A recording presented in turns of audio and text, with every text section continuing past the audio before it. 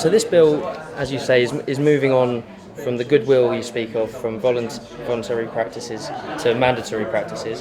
How important is that? Well, I think it's really important that we have a minimum standards so that everybody who is involved in tendering to supply food all tenders to the same standards, so you don't have that variation in a postcode lottery right the way across the country.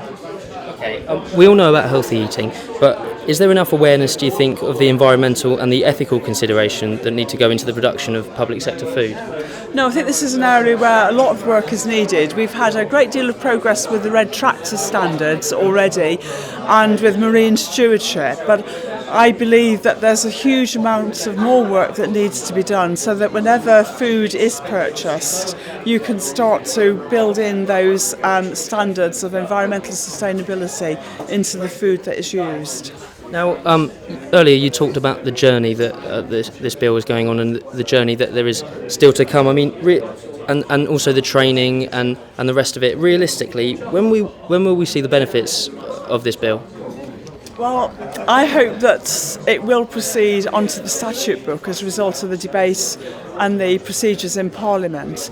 But even if it doesn't, I think that what we've done is we've generated a public debate which is taking off now right the way across the country.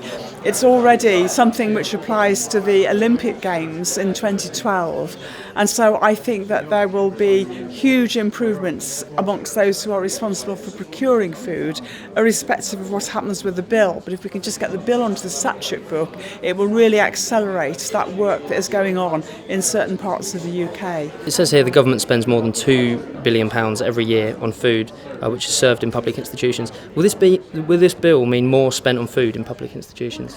No, not at all. It's about using the same amount of money and using it in a different way which actually meets the standards. And I think the most important thing is that amount of money is currently being spent buying food in the public sector. So let's make sure that it's healthy food that is being bought and food that is going to be contributing to the lifelong balance of the planet as well. Without the publicity of someone like Jamie Oliver, who raised a lot of publicity with his school meals campaign, is this bill still going to be successful without that publicity?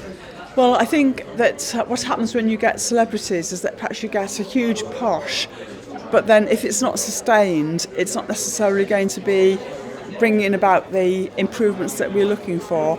So I think that Jamie Oliver has done a huge amount to draw attention in relation to school food, but there's a much wider agenda that we now need to address, and getting something onto the statute book would be a way of doing that.